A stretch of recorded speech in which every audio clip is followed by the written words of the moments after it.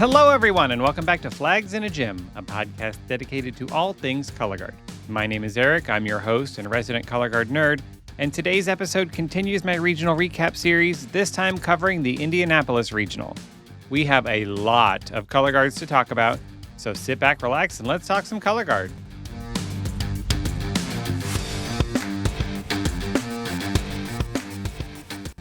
Okay, hey everyone, welcome back. Today we're talking about the Indianapolis Regional Plus event that was broadcast on Flow this past weekend on February 21st and 22nd. I was there in person. I had an amazing time. It was such an incredible experience.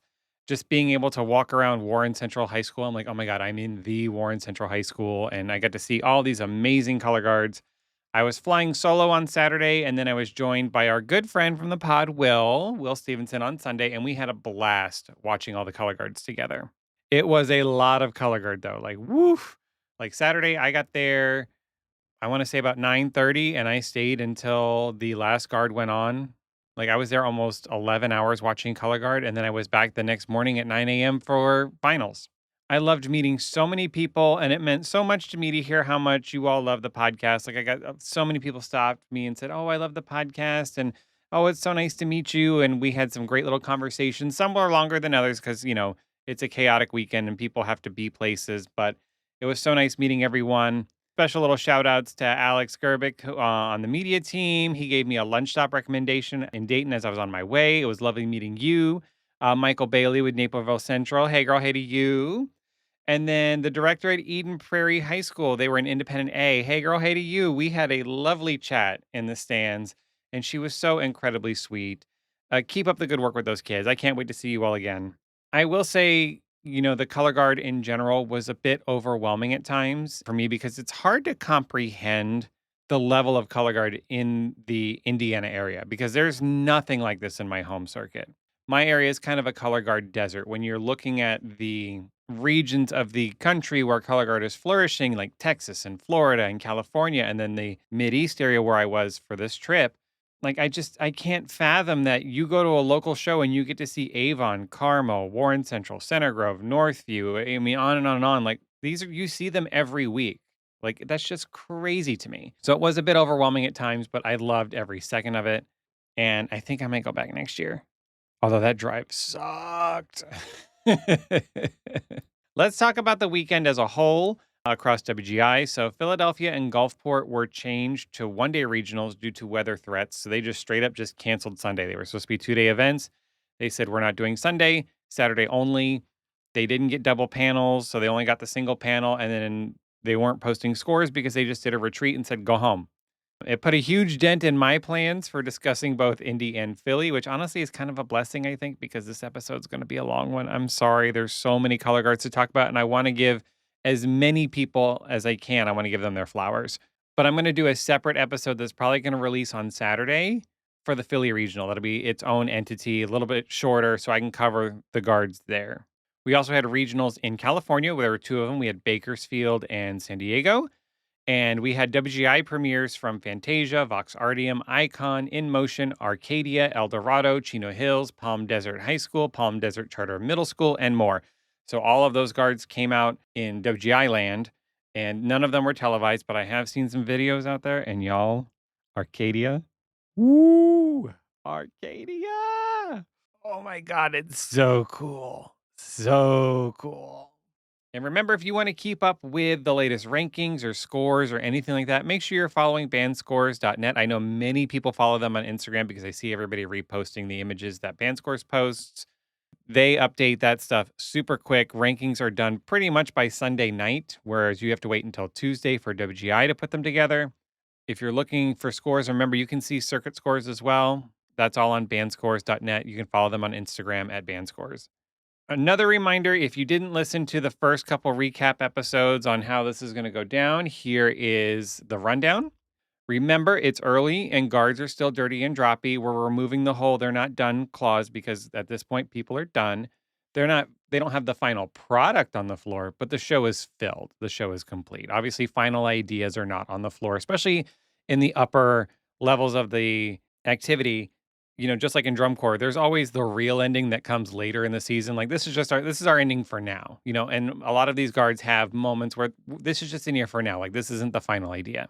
We're still a little dirty, we're still droppy. It's February. Now, once we get into like second weekend of March, that's when we're gonna have to be like, okay, girl, you need to start cleaning. This can't be happening anymore. Like we're getting to the point in the season where you have to be clean. I've been adding a new thing to the recaps where I kind of give a comment of what I would do or what I would focus on if this were my color guard. Maybe why don't we focus on this section of the show or maybe look at this? I think it could improve the show or the experience, whatever. Just a fun little inclusion I've been doing.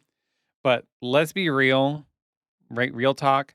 There were a lot of world guards at this regional, and these people are way smarter than me, and they're better than me at this activity and designing shows.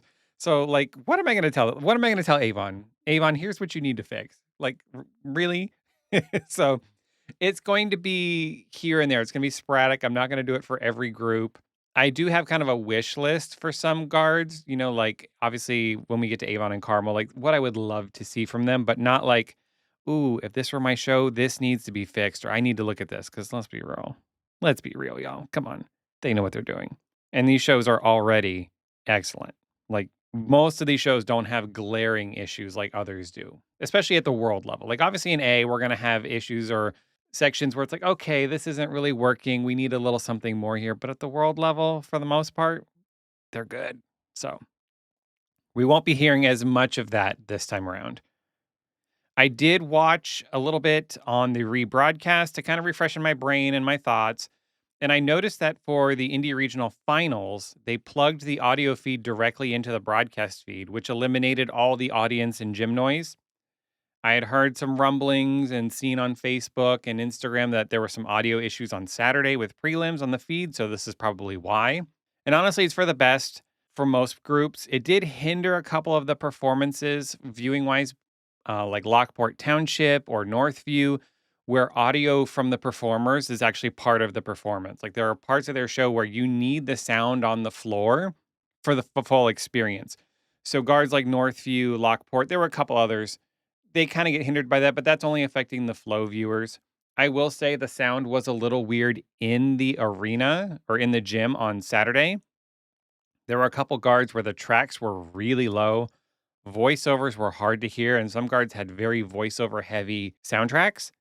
So, unfortunately, when you're in that space, then you've got kids screaming and all that because they're excited. That makes it hard to hear. So, I did appreciate the rebroadcast. I was like, oh, this is what the soundtrack is saying. This is what the music actually sounds like. Cause, like, let's be real, when Elevate was out, half the music you couldn't hear because the kids were just screaming so loud, which is fine. They're having a great time. They're enjoying the show. That's what we do. We clap and cheer and all that.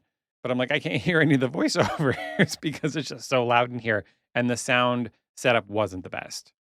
We do have a ton of guards to go through, and I can't give everyone all the time they deserve. So if I don't speak enough about your group, I apologize, but we have a lot to talk about.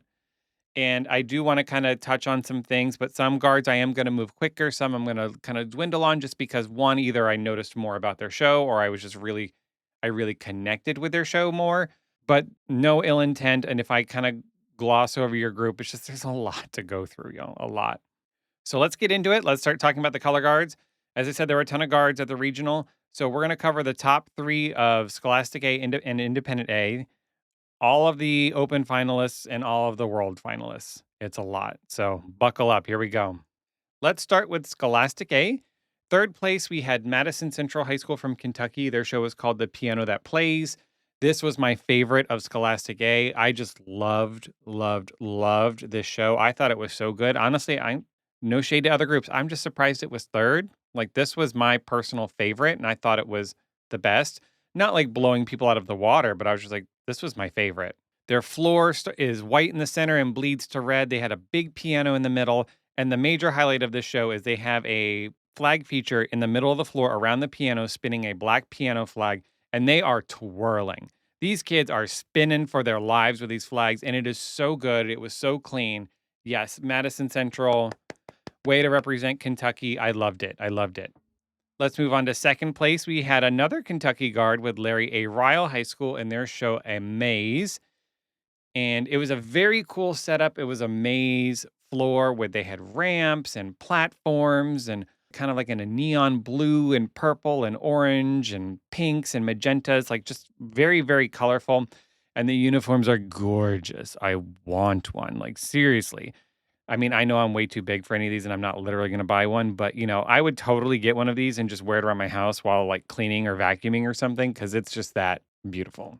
The whole concept is a maze. They work their way around the floor, and there's a voiceover at the beginning and say, okay, competitors, you have 4 minutes to complete the maze. And then there's a voiceover at the end that says, you have less than 60 seconds. And then there's a countdown 10, 9, 8, and then they finish on the one. The one thing I'd look at in this show, and I was talking with Will about this, is just the kind of the characterization of the performers. Are they happy? Are they intense? Are they angry? Are they aggressive? Because you kind of get all of that. It varies from performer to performer, and it changed throughout the show. Like, I would see one performer and she was like smiling and giving that traditional color guard smile, and then 30 seconds later she's like really intense and aggressive and like, "Urgh." What's the story we telling? Is this maze difficult? Are we having a great time running through it? Are we trying to beat the other person? Like, just let's just solidify that story because that'll help upstairs and help with the GE judge. Like, oh, okay, I get it. Like, we're pushing and we're battling through this, or are we happily just moving along? But it is super cute, and I can't wait to see it again. Our winner in Scholastic A was Middletown High School with their show Signed, Sealed, Delivered. And this was a lot of fun. It was really cute. It's a show about mailing a letter. Their floor is an envelope. It's that parchment color. And then they've got the red and blue stripe that you've seen on mailing envelopes around the border. And their costuming is like postal worker inspired. Like, you can tell by the colors, like, oh, it's got that like darker blue and then the really pale blue on the top. And then they have like a sequin trimming. So they don't look like postal workers, but you can see the inspiration. Like, oh, okay, I see where they got all of this from. They have floor reveals throughout the show. Like, they'll pull one panel back and it's the return address. And then they do another and it's the stamp in the top right corner. And then they do the mailing address in the center. And they had a good mix of songs in the soundtrack. And then they end with like a jazzy version of Signed, Sealed, Delivered on a piano. Yeah, very cute. I believe it's going to Dayton. So I'd love to see how this does in the future. Let's move on to Independent A. We had 7 total competing groups, but only 3 made finals. Some of the finalist numbers were a little weird. I think because they had 12 Scholastic World Guards, like they just took up a huge chunk of the schedule because World gets 10-minute blocks. So I think they were like, okay, if we're going to fit everybody in, like Scholastic A had 21 in prelims, but only 8 made finals. And then Independent A had 7 and only 3 made finals. So usually it's like a half plus one kind of thing. So I think 4 should have made finals in IA. I don't know. But that's in the rule book. We can go back and check it later. But anyway, only 3 made finals. Third place was Meridian Independent, and their show was Celestial Motion. Their floor had a big galaxy kind of printed on it. They're using Bolero for music. Not sure how I totally get it, like Bolero in space. I don't know. They have a single red flag with like images of like little meteorites falling on it, and that doesn't leave the floor. It stays on the floor the whole show. It gets passed from performer to performer. That flag is always on the floor, and they'll mix in with the other flags. So like the ensemble, they pull out this like icy blue lame flag, and then the red flag is spinning with them. I'm not sure I get the story. I don't get the symbolism of the red flag amongst the others, but I think they're strongest on flag. Their weapon line needs a little work, but I think flag is where their strength is. So if this were my guard, I'd look at the weapons and kind of solidifying the story of what's the story. Like, 'cause I didn't get it, but granted, sometimes I need to be hit over the head to fully understand the storyline. Second place in Independent A, we had Onyx A with their show Enigma Variations. And they were a small guard, about maybe 10 performers, I want to say. And they are all flag. It's a white floor with 3 blue lines. There's one in the back side 2 corner, one that goes across the front of side 2, and then there's one on the side 1 side. They're in blue costumes. They use a single blue flag for the performance. And yeah, we've seen these shows from Onyx before. It's very standard for them. I feel like the kids could do more. I don't think they're being challenged enough. And yeah, it's one of those Onyx shows that we've seen many times before. First place was Caledonia Independent with their show Entrapped, and this was the Venus Flytrap show. This was a lot of fun. It was really cool. The costumes are everything. They're in neon green sequins and there's little pink trimming on it. Poor Will thought they were frogs. I'm like, really? Like, there's Venus Flytrap like on the floor. but he was like, "I thought they were frogs." He's like, "I love it even more now that I know they're Venus flytraps." They're using Equus by Eric Whitaker. If you don't recognize or if you don't know the piece, I recognize it. I'm like, "I know this. What is it? What is it?" And I actually reached out to them. I was like, "What's your music?" Because Shazam was not being a friend at Indy. It's a very nice show. They have an amazing flag feature at the end. Like that is the highlight of the show. Love it, love it, love it. And it's a big guard too. There's like 30, at least 30 of them on the floor. Like I was like, whoa. And they are all in that flag feature. So it is like, woo, like a nice explosion of flags. We talked about it before. You know, I love a flag explosion. And you got like 30 people out there doing a flag explosion. I am here for it. Yes. So they are going to Dayton. I do know that. I look forward to seeing this again. It's a lot of fun. And the costumes are amazing. Neon green sequins. You have to love it. Let's move on to Scholastic Open. There were 11 groups in competition and 7 made finals. Again, kind of a weird number. Not sure why they picked 7, but is what it is. Seventh place, we had Westfield High School with their show Breathe Again. They were in brown uniforms that were kind of like your standard color guard uniform where you have a brown leg and then there's a strip of brown sequins going down the side of the leg and then the right breast is like a cream color and the left breast is like a tan color, like those standard color guard uniforms. They were very pretty, but they were all kind of like shades of brown and nude and tan. And they don't have a floor and they all start and then the staff pulls over this giant white sheer pullover over them before they start the show.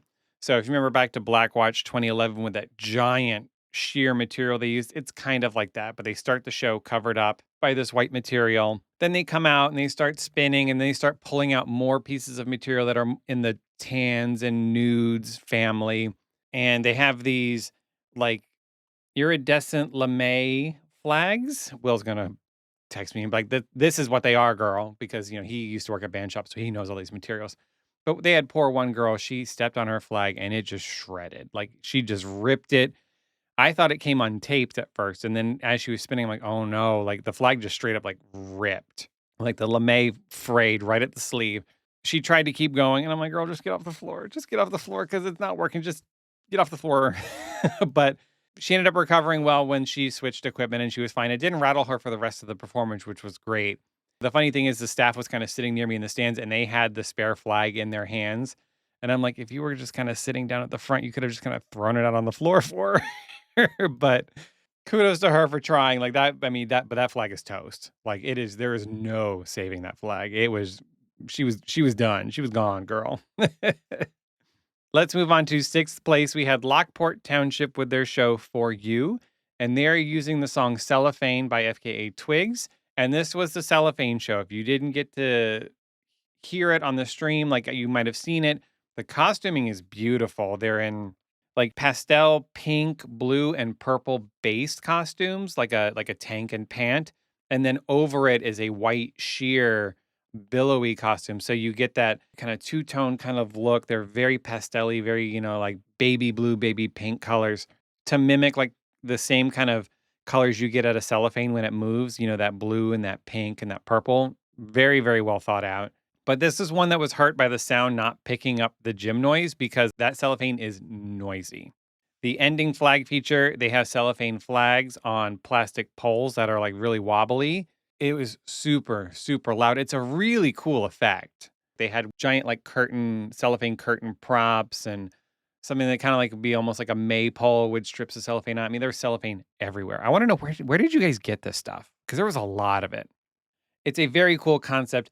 It needs some refining, some tuning to kind of really solidify and kind of clear everything up. But it's a really cool idea and they stand out for that. And those cellophane flags at the end are really cool. Let's move on to fifth place. We had Greenfield Central High School with their show Crossing Over. And this had a beautiful like blue and white floor looking like water or maybe like a cloud, like a foggy sky or a cloud or something. And then they had a bunch of small bridge props that I think they had one for every performer or close to, maybe one for every two. And the show to me was kind of about death and kind of crossing over to the other side. And one of the cool things they did throughout the show was when the lyrics would say crossing over, a performer would like literally like kind of roll over one of the little bridges or like hop over the bridge. Like they would literally cross over one of the bridges. They didn't do it every single time, but they did it a lot to kind of hammer that theme. And they used the props well. They lifted them up and kind of rotated them, and they moved them well. But they also did it subtly. Like it wasn't like obvious that they were moving, which I love, and it was very purposeful. They would go under them, and a flag would reach under them and spin in the little archway while like a weapon was standing on top, like little things like that. And then they end the show with a final crossing over. And I feel like I heard a voiceover say like there'll be no more pain now that you're crossing over. So I think it's about somebody transitioning to the afterlife kind of story. So nicely done. Let's move on to fourth place with Kettering Fairmont High School and their show Shadow is Coming. This was one of my favorites in Scholastic Open. I really liked this one. Now, they were 17th in Scholastic A finals last year, right around 17th. I don't have the number exact, but it was right around there. But they got promoted to Open anyway because of the 3-year rule. They made finals in Scholastic A 3 years in a row, so they automatically went to Open. And I was worried for them because they came in 17th in Scholastic A. I'm like, are they going to be able to handle this transition to Open? Because they were kind of barely in finals. But you know what? They handled the transition beautifully. This was very, very good. The floor is mostly black with like yellow and orange in the back, like fourth of the floor. And the costumes, oh, they are so pretty. The front, like the breast and stomach is yellow, then it starts bleeding to orange as it hits the legs, and then the bottom of the legs are this bright orange color. And then on the backside, it's pure black with a black, not a sequin, but there's a shine to it, like almost maybe like a glitter fabric on like the torso, and it stops at the waist, and the legs are solid black. So when they turn, you get that sharp line right down the side of their body that goes from black to either yellow or orange, depending on where it is on their body. And the flags in the show are so good. The weapons are good, but the flag is their strength. And the flags are really pretty. They have these yellow flags with like a little bit of black in them. And then at the end, they spin these black flags with just a little bit of yellow at the sleeve, like playing with light and shadow. That's what the whole concept is. It's done really, really well. They use the flags, the uniforms, the floor. They end up folding the back section of the floor in so the orange and yellow on the floor disappears as the shadow is coming, right? 'Cause that's the name of the show. At the end of the show, they pull the front side one corner up and it's yellow underneath. And it's talking about ending voiceover, talking about how light will come again. And it's just really well done. Their ending flag feature is super cool. They're on these black flags at the front of the floor. And it's an add in. Like one person just starts spinning really fast and they all start adding in like one or two at a time. And it's completely random on who adds in. Like it's not like a left to right or a front to back kind of thing. It's like this person over here, then that person over there, then these, and then these, and these, and they're spinning and spinning and spinning, and then whoo, release. I really, really liked it. And I hope this makes finals at Dayton. They need to keep working, but they have handled this transition to Open wonderfully. Third place was Hamilton Southeastern High School with their show Bloom, A Profound Responsibility. And this was another really big guard. I'm like, wow, there's a lot of kids on the floor. And they had a white floor with flowers in it. It's Onyx's floor from last year, but I don't think it's the literal exact floor because Onyx was kind of like in a tan and brown, and this is white, but it's like the same image. And they have these giant flower pots that are on poles that sit elevated with these tulle flowers coming out of them. And the guard is in like green pants with like shades of pink tops, or there's like a combination of greens and purples and browns, like very earthy colors, like an earthy pink and like that earthy green. And the best part of this show is when they get about halfway through and they start pulling out stuff for like a flag feature, and they just start pulling out these solid color flags that are in all like every kind of shade of pink you could think of. And because there's so many kids on the floor, they can pull out all of these colors. So there's like these deep reddish pinks, and then like we talked about those earthy pinks and the baby pink and the fuchsia, and they're just kind of all over the place, just kind of mix and match, and it just creates such a texture and a depth on the floor. I loved it. I was like, this is I talked about it on a previous episode. I think it was the Kansas City regional where there was a guard that kind of doing something similar. I just love when you pull out a solid flag in all these shades and just create this color palette on the floor. Really, really lovely. And the only thing that if I were looking at this show, I'd look at the ending because the show just kind of like ends. I'm like, oh, like you have this really beautiful show.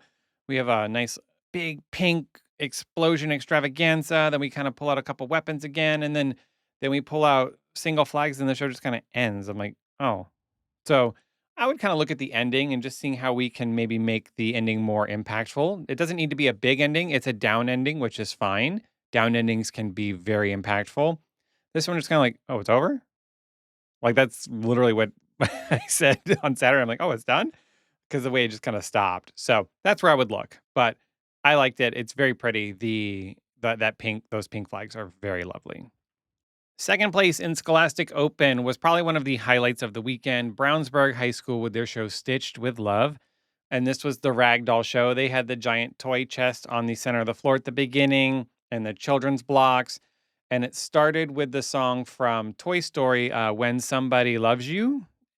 And then, I don't know, maybe a minute, not even into the show, it just hard cuts into River Deep Mountain High, the Tina Turner song done by Celine. They used Celine's version. Insanely high energy, so much fun. They are bouncing around the floor. The flag line is great. The show is great. You know, they're playing with the lyrics of when I was a little girl, I had a rag doll, the only doll I ever owned. And I love you just the way I love that rag doll. So they're taking the whole rag doll thing and kind of making the story out of that. They're dressed kind of like rag dolls, and it's just, yeah, it's an absolute blast. The performers are great. They're great with their bodies, and I feel like it was like watching one of those 80s aerobics videos. Remember when you would always see the clips and reels and stuff like that of the TikToks of the 80s aerobics champions, and they're in those blue or red unitards, and it's the quick little cuts of, and here's Jack, and he does like a quick like 2-second ditty, and then here's Bill, and here's, Suzanne, or they're announcing like the gym they're associated with, and just kind of how tight and precise all their body moves are. That's what I get out of this with Brownsburg. Like, it's not sloppy, it's very precise, and they're not flailing around. They're just strong and in control of everything they're doing. And that's just kind of what I noticed. I'm like, wow, like, because they are moving and this tempo is fast and it doesn't look like they're rushing around the floor and doing all this. Like, they are very much in control of what they're doing. It's a high energy show to a huge song. They hit all the highs, and the show ends with a rifle bap and then a toss of stuffies everywhere. Love, love, love, love, love Brownsburg. I hope this makes finals. It should, with kind of how they're scoring. They keep cleaning. They had a great run on Sunday. Great run. Like, they made up a huge point spread from first on Sunday. Can't wait to see this one again. In first place, we had Franklin Central High School and their show, That's the Way of Time. I want to say shout out to all the Franklin Central kids. Hey, girl, hey. Hey, girl, hey to everybody. A little extra hey girl hey to Faye and Daniel, as they seemed really excited to see me at the rehearsal. I did go to their rehearsal on Friday night. I know the director, so I got to stop by. The twins, Aubrey and Haley, one of which apparently snuck a picture of me to send to their dad. I have sources, people. All right. I know these things. But they snuck a picture of me and sent it to their dad and said, the guy from Flags in a Gym is here. And then lastly, I want to say hi to their dad, Matt, who's a super fan. And we had like 2 great conversations over the weekend. It was really nice meeting you. And that was a lot of fun. When I found out one of the girls like secretly snapped a picture of me to send to their dad, I thought it was really funny. But let's talk about their show. They have a beautiful, beautiful floor. It's blue and purple and green. They just kind of bleed together, and they're in sections, but the connection lines are like bled together, so it's not like harsh lines. And they're faint tree branches that kind of go all the way from side 2 front corner, all the way reaching back towards backside 1 corner. And overlaid of that is another faint depiction of a clock, because the show is talking about how things change over time, and the colors are beautiful, and the flags are in the same shades. Like, they have a blue flag with these like tree branches on them that they spin, and they pull out for the ensemble a green and purple one that matches the green and purple on the floor. It's very, very lovely. The kids are super talented and young. I was talking with the director. I don't know the exact number of kids on the floor. We'll just say it's 25. Only 3 of them are seniors. And apparently like 18 of them are sophomores or younger. Something like that. I know I have the numbers probably off a little bit, but you get the idea. So this guard is going to be fun to watch in the coming years, because in like 2 years, they're going to be scary good. 2/3 of this color guard is sophomores or younger. Like, that's wild. Like, these kids are going to be insane after a couple more seasons. They're already great. Just imagine what they're going to be like in 2 more years. They have a gorgeous flag feature at the end of their show that's capped with a jazz split 45 toss. They're going to come back out at the Avon Regional, so it'll be fun to see the finalized product because I know they still have a few couple details to add in with talking to their director. So they are not done. The show's finished, but it's not done. It's not the final product. There's more to come with this. So shout out to all the Franklin Central kids. Thank you for letting me crash your rehearsal. You all really sweet and you're great kids. And I'm so happy for you that you got first place. Let's move on to Independent Open. We had 4 groups in competition and all of them made finals. In fourth place, we had Collage with their show, The Open Door. They have a blue floor, kind of with like white little highlight points on it.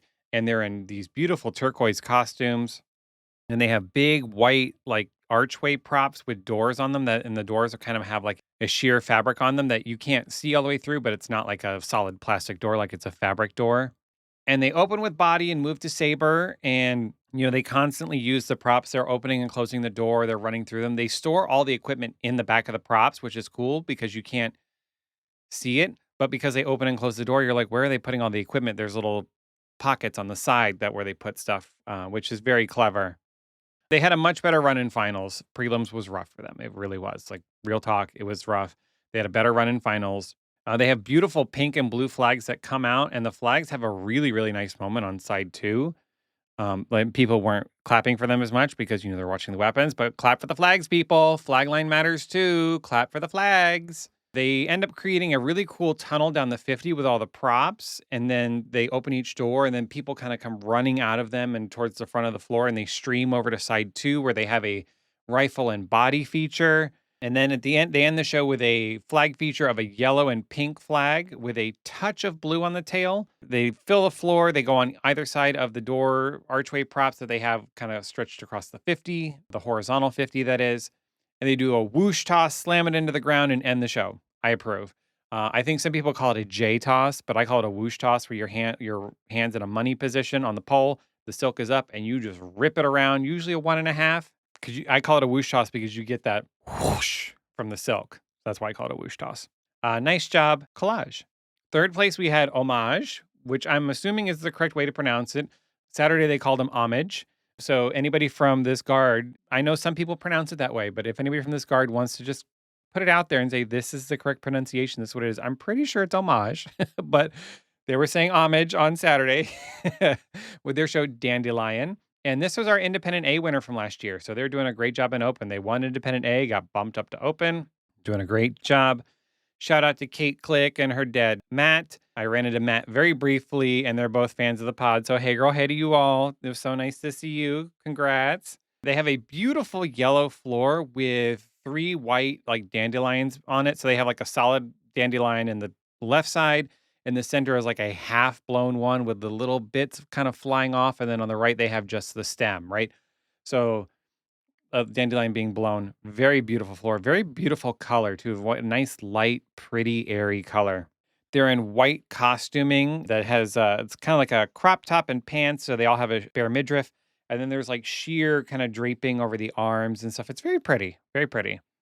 And they're using a cover of Every Time You Go Away by Cynthia Erivo. So that song, Every Time You Go Away, right? So they're using a Cynthia Erivo version of that. Weapon line is incredibly strong. They have some great moments. I do know they have a couple Boston kids in the weapon line, which would explain some of the tricks they pull. 'Cause I'm like, oh, okay. Yeah, that's how you're doing all that. The highlight of the show is the flag feature where they have a trick flag silk reveal. They open up with these beautiful pink silks that have like dandelion seeds on them, but it's mostly pink with white in it. And then they do the silk release and they yank off the pink, and then there's a white flag underneath, right, for the white dandelion seeds with little. It's textured. You can't see it on the camera, but in person, the flag has a lot of texture in it on the print. I was watching on the Read broadcast, and it just looks like a white flag, but it's not, I promise. And then they wrap the pink one kind of around their body, and they continue to spin. Then they do a double flag moment, which kind of sidebar, that seems to be a running theme this year. We're seeing a lot of double equipment from people, double rifle, rifle and saber, a lot of double flag. We don't have a running song this year or a running theme, although umbrellas seems to be a big theme, like rain umbrellas, but a lot of double equipment, which is cool.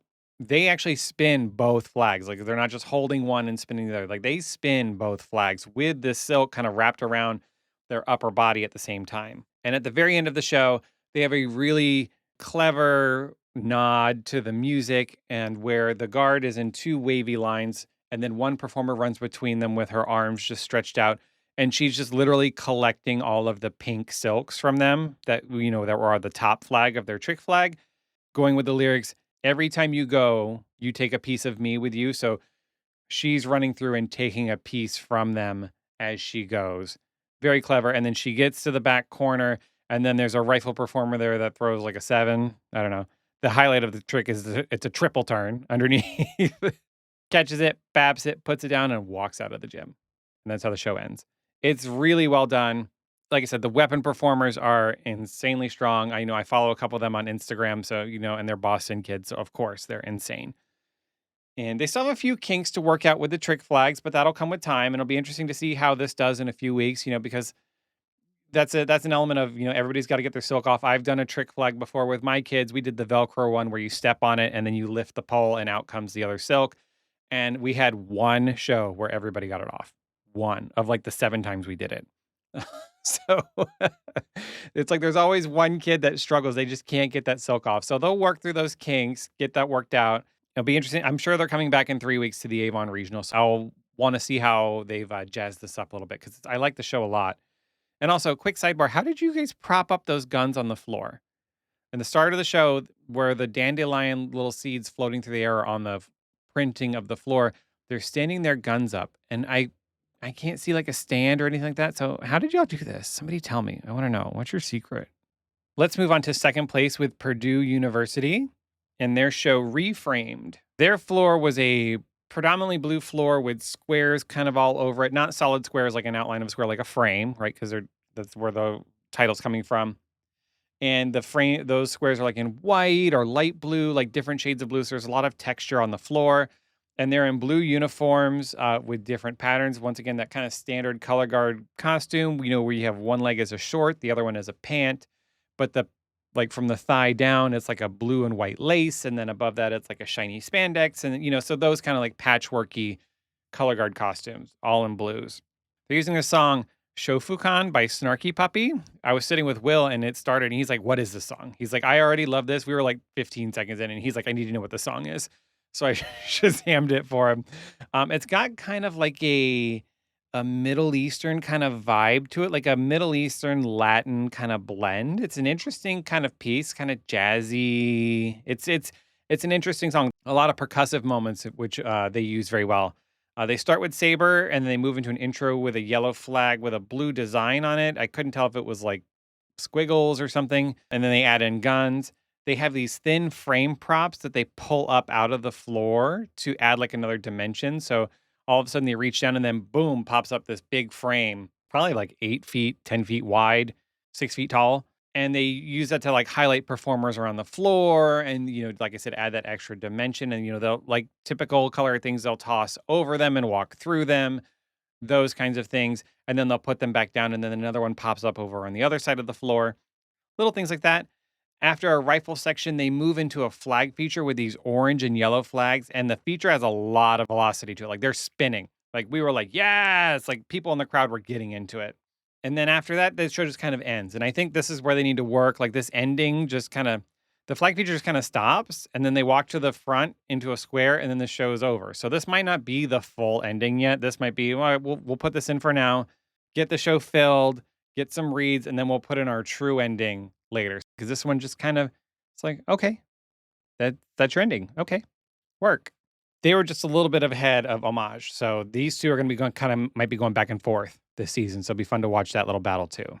Our first place color guard in Independent Open was Revival Winter Guard and their show The Tide Within Me. And shout out to the directors Adam and Samantha Faircloth.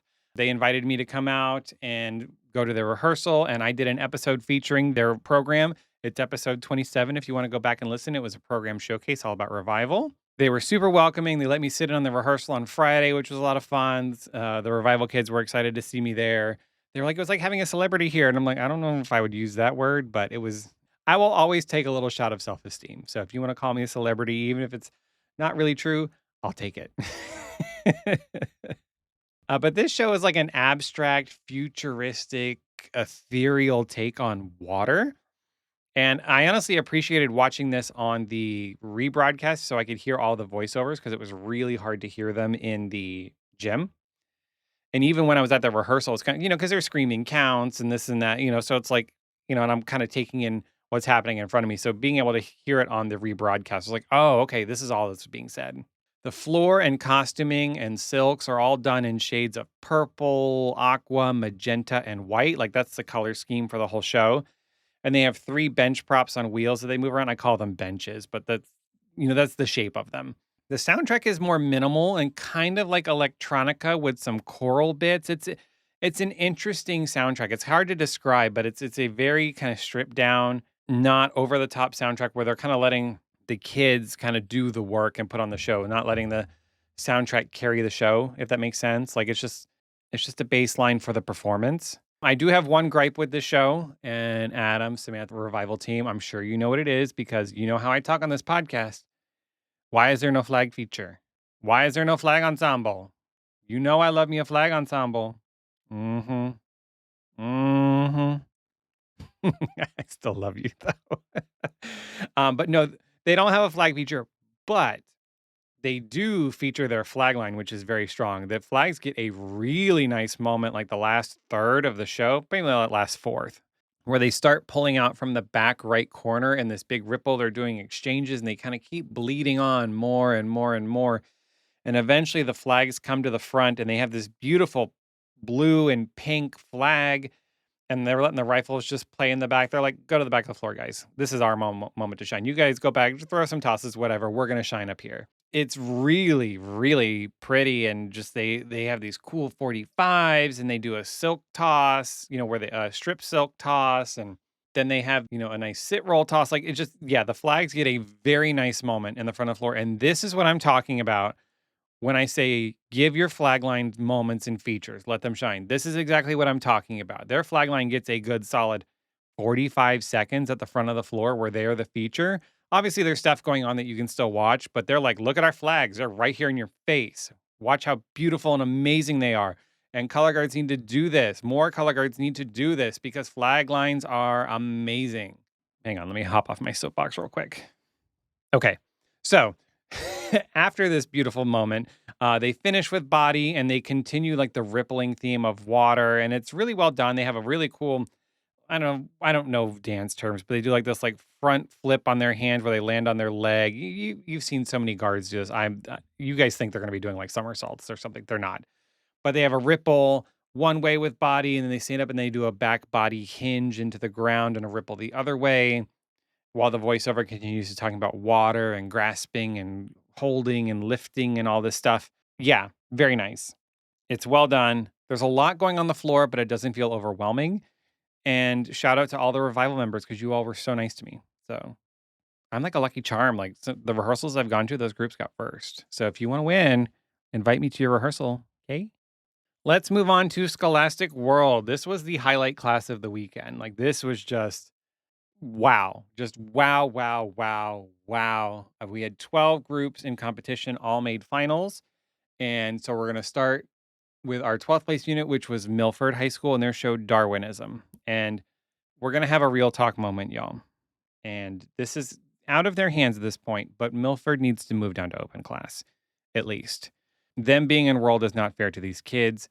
They can't move down because of the WGI rules. They made semifinals at Dayton last year. So the rule is if you make semifinals in your class, you have to stay in your class. But I mean, these kids are getting blown out of the water. They're just, I'm not being hateful. It's not no shade or anything. I'm just being real. They don't belong in this class. And I almost wish WGI would step in and be like, hey, maybe we need to move you down to where you're more competitive. One, it's not fair to the kids. You should never have a guard in a class that you can't compete in because it's not fair to the performers. Nobody wants to go out and get 20 pointed every week, right? Nobody wants to come in dead ass last every single week by like 10 points from the next color guard up, right? And this isn't directed at Milford. This is in general. I've seen this happen in the sport a lot, and I find that directors or people or guards in general just kind of want to hang on to that elite status. Maybe it's a bit of ego or a bit of pride where they just We're a world guard. We're a world program. We can't move down to open. Yes, you can. Many groups have done it, and it's been wonderful for their program. First Flight just did it. They moved down from world to open. Look at, they're killing it in open. They're almost, they might get put back into world if they're not careful. We're going to see what happens this weekend.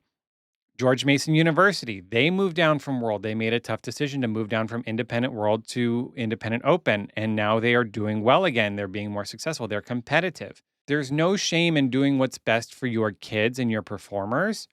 Obviously, Milford's in a different situation because of the rules. They made semis last year, but if they don't make semis this year, I encourage them to move down. Let the kids have a better experience. Let them be more competitive. It's okay. There's nothing wrong with being an open guard. There's nothing wrong with being an A guard. There's nothing wrong with being a regional A guard. Compete at your kids' level so they can be competitive, have a great experience because while winning isn't the only goal. That's not our while it's the ultimate goal of our sport, I think this is a quote from George Zingali, like winning is the ultimate goal, but it's not the only goal. It's not the most important one. Yes, we want to win. We all want to be competitive. We're in a sport. That's kind of how this works. But there's so much more to this sport than just winning. And, developing these kids into being wonderful adults and just creating wonderful experiences. And you can't create a wonderful experience when you're getting blown out of the water at every single competition. Like, that's just, it's not fair. Advice to anyone out there that's in this situation, just don't let your ego get in the way. Do what's best for your program and put your group in the correct class. So, Milford, these kids are trying their best. They're doing what they can with the program that they've been given. I hope they don't make semifinals at Dayton. And that's not, please listen to me. I am not being hateful. I want them to get the opportunity to move down to another class where they can have a better experience as a whole. If that makes sense. Milford, I love you. And if the staff is listening, I encourage you, maybe petition WGI, see if you can move down because, you're almost 10 points behind the next color guard up. Let's get you in a class that's more suited to your skill set. 11th place was Fishers High School, and their show is called Mine of You, and they're doing a picture frame show. And finals was a very rough run for them. I'm not trying to harp on people. They had a great prelims run. I was like, oh, they're doing well because I know they had a major staff change this year, which can be dicey, especially in World, right? We already know how staff changes can be like in our local A class or regional A. Now taking a World program that made finals last year and you have a new staff, you have a lot to live up to. Prelims was a good run. Finals, unfortunately, was not. They had one performer. She ended up bailing out of all of her tosses on rifle. I don't know if it was a confidence issue or like an equipment failure, like if her gun cracked and she was worried it was going to break. But she was in tears on the floor, and I felt so badly for her because she was fighting through the performance. She's like, I just need to get to the end so I can just get out of this gym. Like I could see that on her face. She's like, I need to get out of here. I need this show to be done so I can just get out of this gym. I don't know what was going on. And just a reminder to people, to everyone in this activity, because I feel like we can get a little lost sometimes, especially as instructors, where we're so laser focused on getting the show done and doing this and doing that. These are kids and they work hard. They work so hard, and this means so much to them. And bad performances happen. But to see this performer so rattled was heartbreaking. Like, I don't know what was going on. I hope she's okay. I saw a parent run out. I think they handed her an inhaler. So I don't know if she kept spinning flag or something. So I don't think she was hurt. I just don't know. She was rattled. She was very clearly rattled. But girl, it's okay. It is. You're still amazing. It was just a bad run. Bad runs happen. Ask any person in color guard, and they will tell you about their bad run. We all remember it. We all remember when we blew up in that gym or on that field, and then we walked off, and our instructor was just glaring at us, and they were like, "What the hell was that?" We all remember that day. It happens. You're gonna bounce back from this. Your prelims run was actually pretty good, so let's focus on that rather than the finals run. So if this were my color guard, I'd get them back in the gym and just regroup. Like, let's put this one behind us, take some deep breaths, and let's move forward with getting better. It was a tough day for them.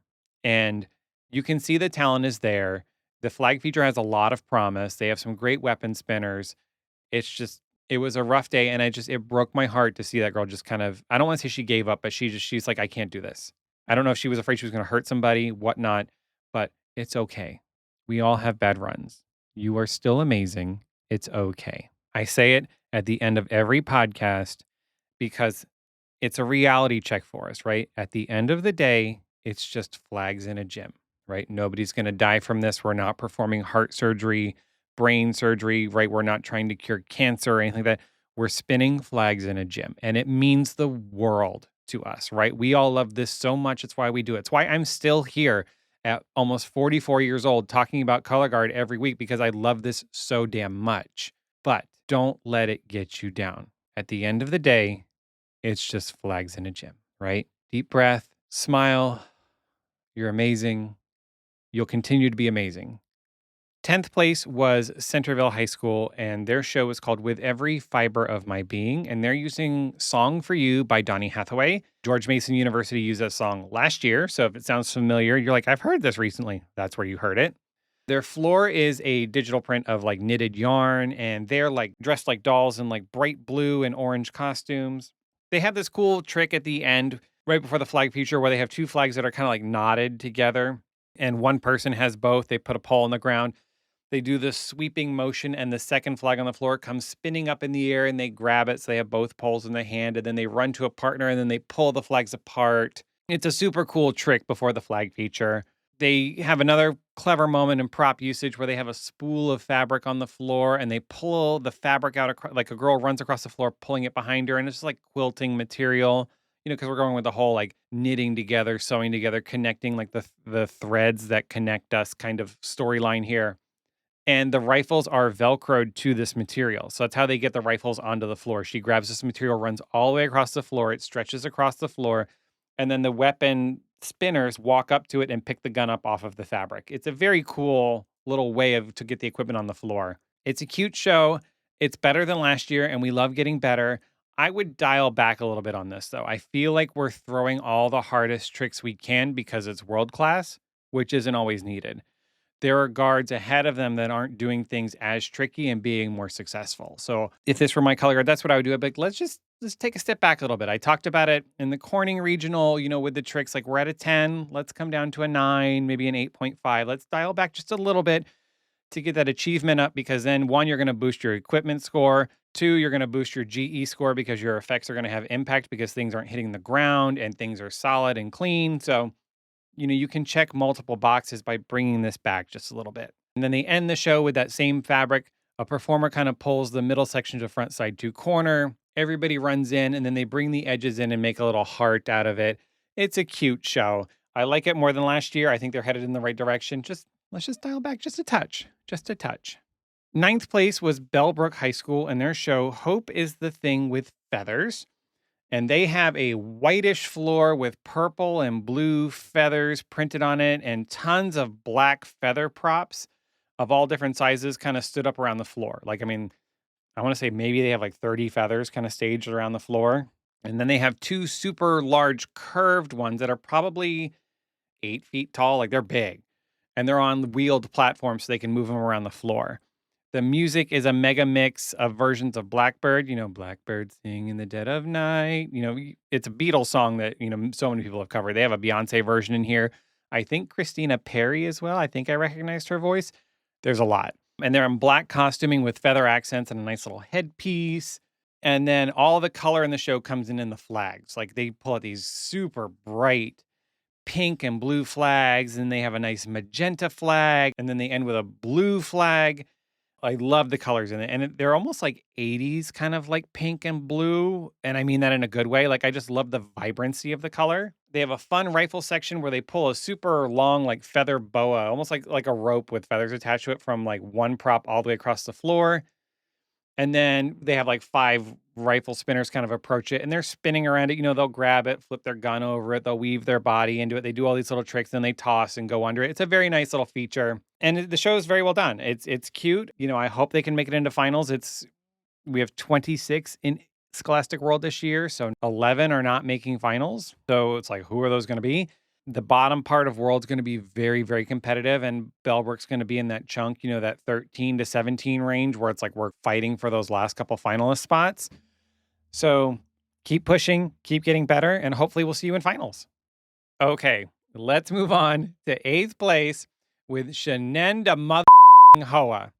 Oh my God. And their show, I See Dead People. First off, this was promoted from Open last year. They were second place. So they're back in World. Like this is not new to them. They've been in World before. This guard's been around for a very long time.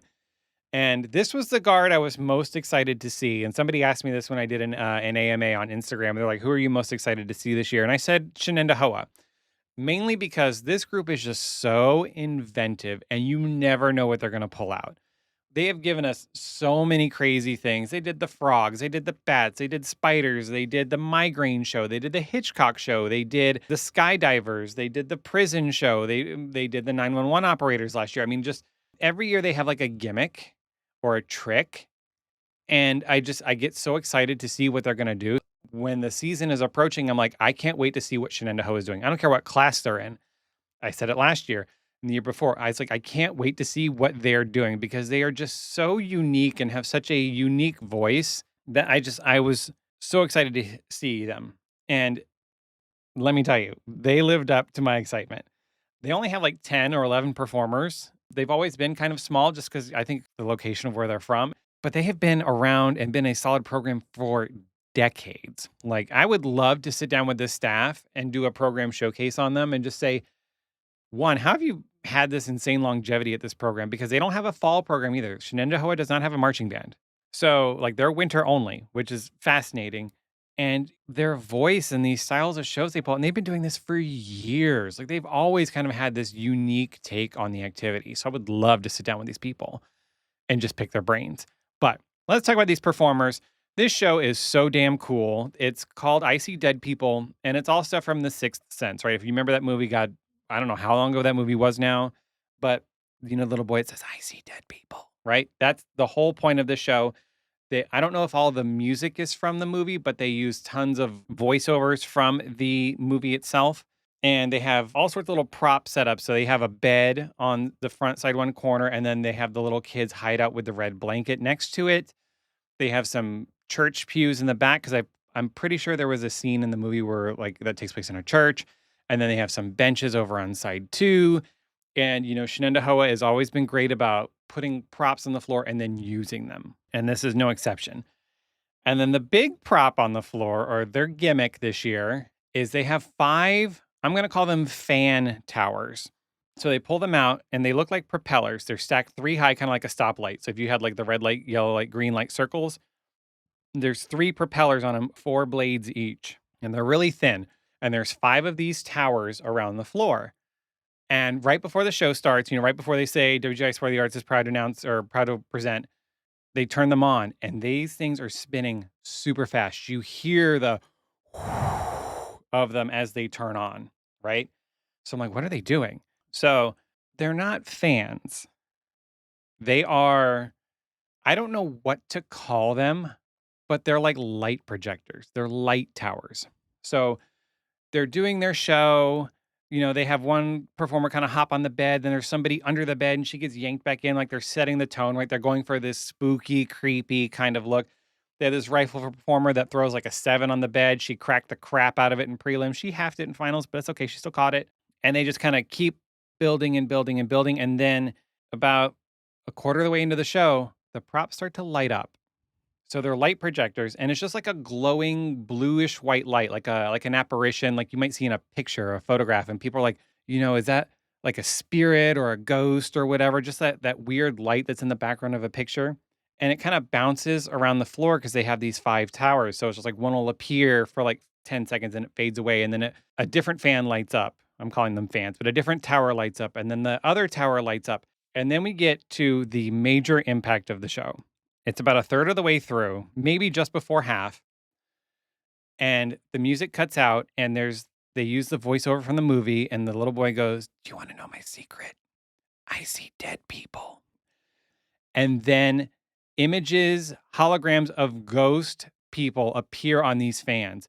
Y'all, the gasp at prelims was crazy when these people appeared because it wasn't like a kindergarten drawing of a ghost. You know, that's that upside down U with the little sawtooth on the bottom. You know, no, these were like fully animated people, you know, that could move around, like the noise. I was like wild. I was just like, oh my God, I lost my crap at this one. And I'm sure the people in the back stands were probably like, "What the hell is going on? Why did everybody just lose their mind?" Because it's a light projection forward, so I don't think they could see it behind them.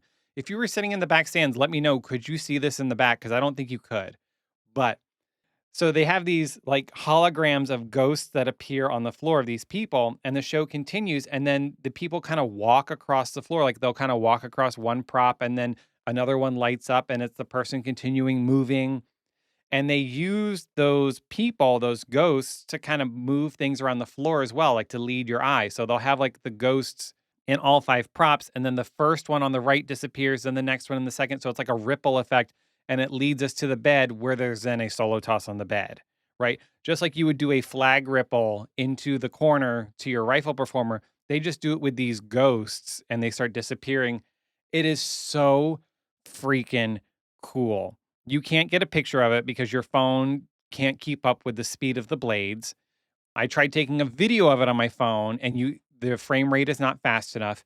The flow stream is about 90%. You can see what's happening, but you don't get the detail. So if you get the chance, you have to see this show live. You have to. You have to, you have to, you have to. I'm going to stop talking about the ghosts because I would like to talk about the performers and everything you're doing on the floor. But y'all, this was the most mind blowing thing I've ever seen because I didn't know what to expect when they pulled these fans out. I'm like, what are these fans going to do? Oh my God. Wow. Wow. Wow. Wow. This is the coolest thing I've ever seen in color guard. And then you know what? I saw the video of Arcadia. They're probably doing the second coolest thing I've ever seen in color guard. So wait till you see Arcadia too.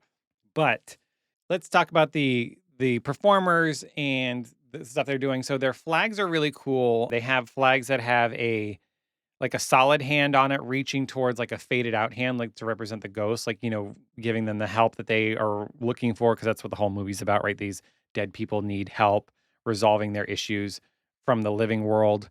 If you haven't seen the movie, you need to see the movie. It's amazing. It has probably the biggest twist ending that we've ever seen. And, this movie's like 25 years old at this point. So I'm not spoiling it, but you should know what the twist is.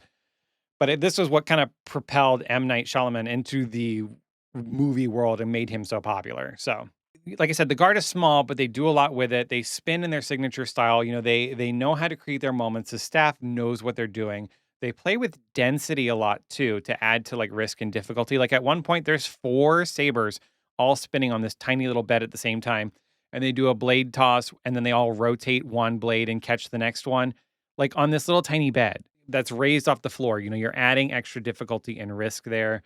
It does need some refining. It's going to be exciting to see this again. Any chance you get, you need to watch this. If you get the chance to see this live, make sure you're in the front. Find a way to be in the front because I don't think you can see this in the back. And TV doesn't do it justice. So if you're in Dayton, put this on your must-watch list. Hopefully they can make it into finals. Like I said, they're going to be with Bellbrook in that same little bubble. So hopefully they can get in. But Shenendeho has always been a slow burn color guard where, they're going to get to that point. They're going to get there. They don't rush to get their show done and get there out there. They take their time, and then their final product is there at Dayton. And it's been a very good method for them over the years. So this should make finals. I expect them to. I expect them to make all the changes they need to. So I cannot wait to see this again. Shenendehowa, you are amazing. 7th place was Noblesville High School and their show Believe, and they were also promoted from Open last year. They were only a 10th behind Shenendehowa in finals last year, so this was our 3rd place Open Guard last year. I don't fully get the concept. There's lots of Believe music and voiceovers, and from what I can gather, it talks a lot about things that people tend to believe in, like religion and magic and aliens and astrology, so it's those things like that, like Santa, things like that where some people believe, some people don't, kind of bubbles. So I'm thinking that's kind of where this is going, what the whole point of the show is. The front 2/3 of the floor is white and gray. And then on the back third, it's like a bright magenta and the whole floor has like a spacey theme to it. They have these 5 giant obelisk props on the floor that rotate and spin. They don't move them, but they rotate around. And they have a clear section at the top that maybe might be lighting up later or something. I feel like there's something more coming with this. But the back of the props have an opening that the performers, so they can step into them or they can put things in them. Like it's a big opening and performers actually walk into them. And one of my biggest notes about this color guard is that they have a wonderful maturity to them. And I mentioned the same thing last year on the Dayton recaps when we were talking about open class finals. they handled such a mature theme so well. There's just this maturity about them when they perform and move around the floor. Their costuming is black, like varying dancewear in black with like little lace accents. And I really like the streamlined look they have. I hope they keep it. This doesn't need like a color guard costume, quote unquote.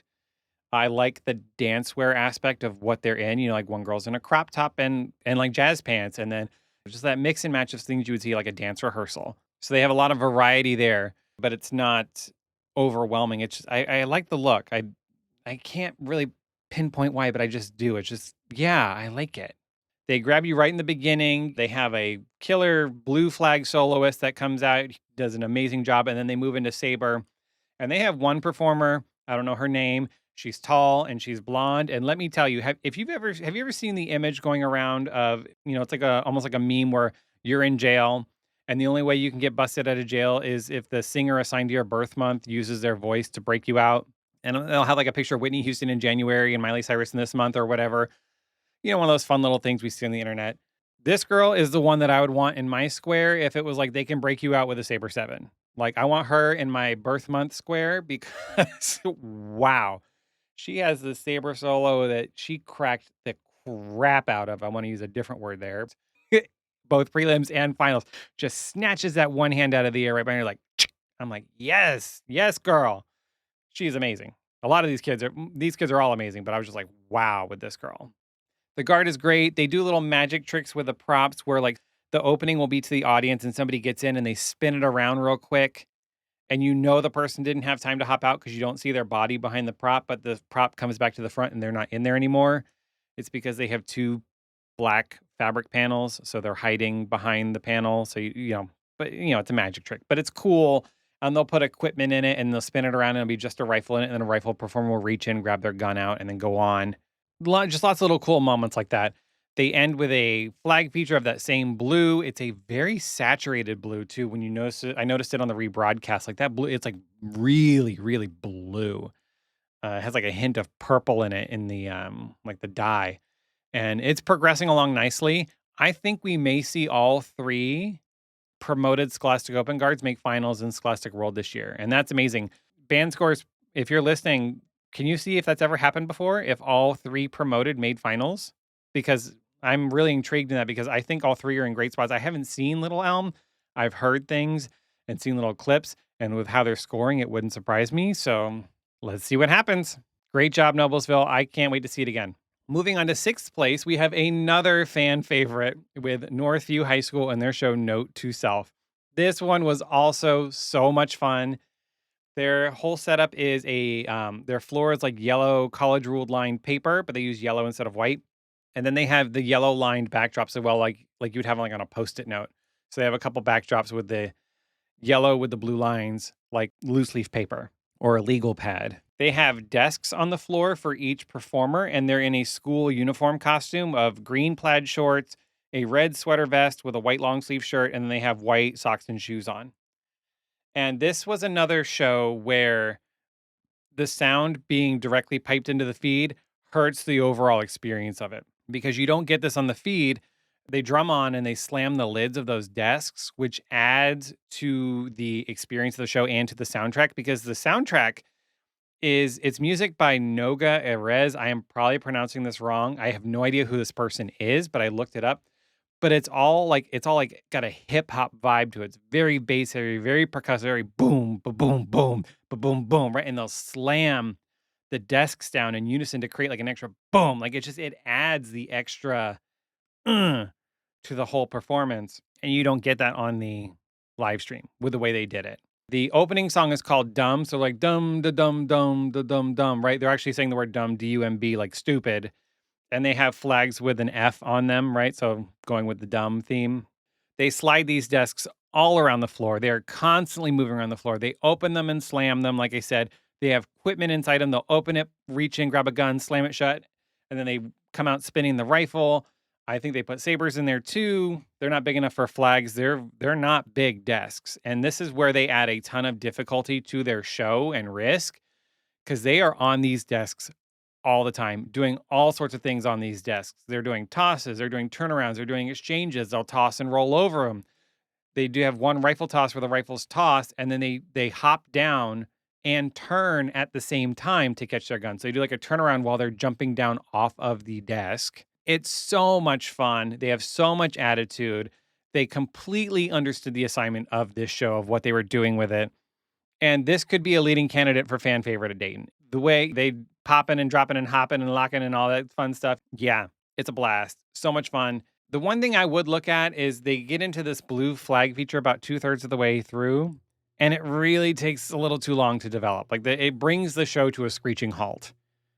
And I understand the soundtrack kind of does that, where the soundtrack kind of slows down and it's kind of more of like a interesting a cappella kind of harmony kind of section of the song rather than kind of like the rap portion that they're using earlier.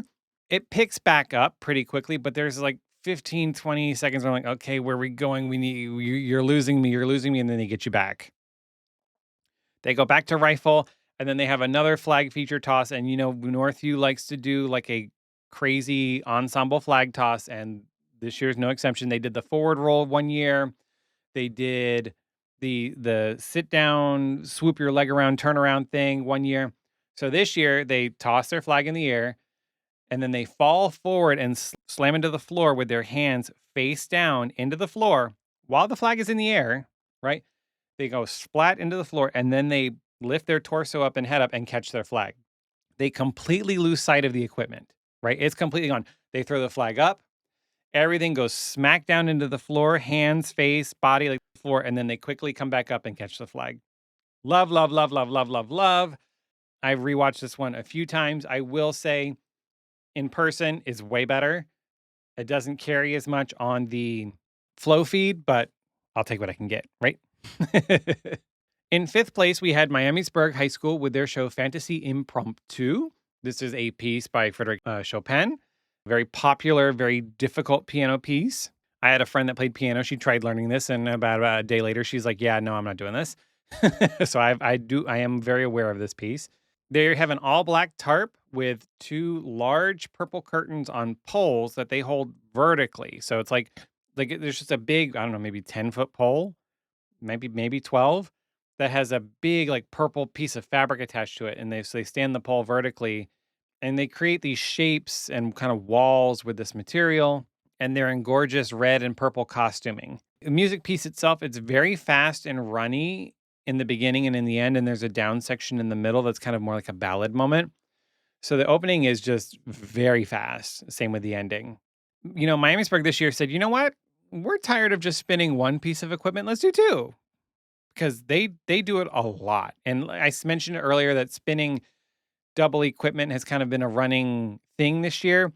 Miamisburg does it so much. And they do also lots of exchanges. And I call it like equipment sharing, where two people spin the one piece of equipment where it kind of keeps bouncing back and forth quickly. Somebody will do a toss, the other person steps in and catches, does a quick little spin, and they flip it back to the other person who spins it again and then flips it back to the other person, where they're just kind of passing the equipment back and forth. They do a lot of that as well. And these girls are insanely talented. Let's be real. And the two weapon thing has kind of been their thing for a couple years. I remember, what was it, 24 or 23, the year they did the dress shop year, where they had that whole like double weapon section when Heather Graham was working with them full time, and it kind of became their staple.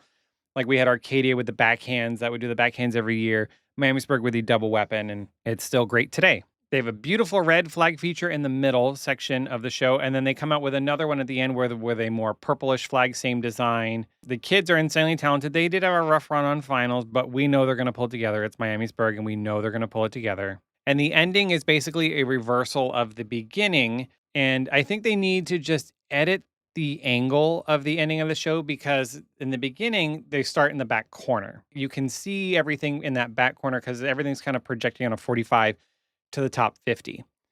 They end the show on side 2, but they're not in the corner, and they're like facing literally directly across to the other side of the floor.